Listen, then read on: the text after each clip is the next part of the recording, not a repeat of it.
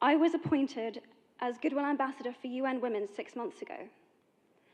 And the more I've spoken about feminism, the more I have realized that fighting for women's rights has too often become synonymous with man-hating. If there is one thing I know for certain, it is that this has to stop. For the record, feminism, by definition, is the belief that men and women should have equal rights and opportunities. It is the theory of the political, economic, and social equality of the sexes. Why has the word become such an uncomfortable one? I am from Britain, and I think it is right that I am paid the same as my male counterparts. I think it is right that I should be able to make decisions about my own body. These rights I consider to be human rights, but I am one of the lucky ones. My life is a sheer privilege because my parents didn't love me less because I was born a daughter. My school did not limit me because I was a girl. My mentors didn't assume that I would go less far because I might give birth to a child one day. We need more of those. And if you still hate the word, it is not the word that is important. It's the idea and the ambition behind it. Because not all women have received the same rights that I have. In fact, statistically, very few have been. Men. I would like to take this opportunity to extend your formal invitation.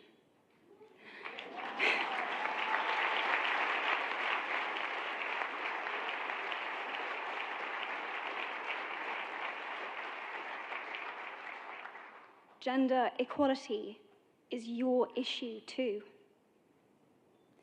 Because to date, I've seen my father's role as a parent being valued less by society, despite my needing his presence as a child as much as my mother's.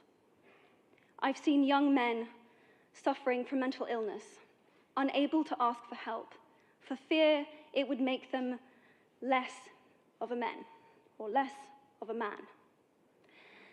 In fact, in the UK, suicide is the biggest killer of men between 20 to 49, eclipsing road accidents, cancer, and coronary heart disease.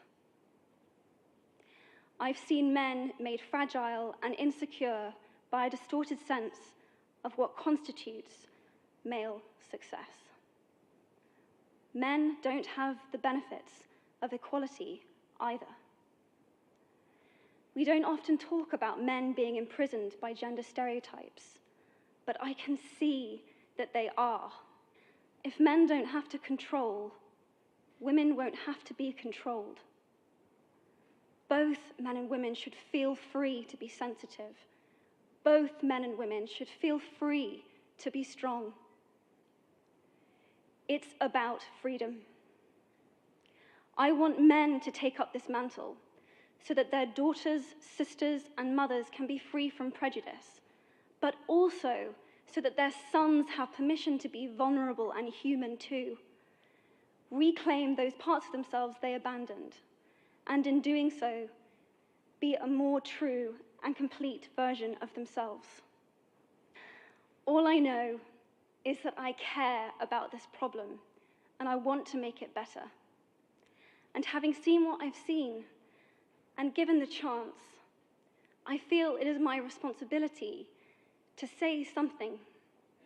Statesman Edmund Burke said, "All that is needed for the forces of evil to triumph is for good men and women to do nothing." In my nervousness for this speech, and in my moments of doubt, I've told myself firmly, if not me, who? If not now, when? If you have similar doubts when opportunities are presented to you, I hope that those words will be helpful. Because the reality is that if we do nothing, it will take 75 years, or for me to be nearly 100, before women can expect to be paid the same as men for the same work. If you believe in equality, you might be one of those inadvertent feminists that I spoke of earlier. And for this, I applaud you. We are struggling for a uniting word, but the good news is that we have a uniting movement. It is called He for She. I am inviting you to step forward, to be seen, and to ask yourself, if not me, who? If not now, when? Thank you very, very much. Desde el momento en que nacemos, se nos clasifica de acuerdo a nuestro sexo, como niños o como niñas, condicionando la forma en que somos criados y lo que la sociedad esperará de nosotros. A esto se le llama género, y es a partir de este que se nos imponen roles, formas de ser y de pensar. Con lo cual se distorsiona nuestra percepción de la realidad y se coarta nuestra libertad.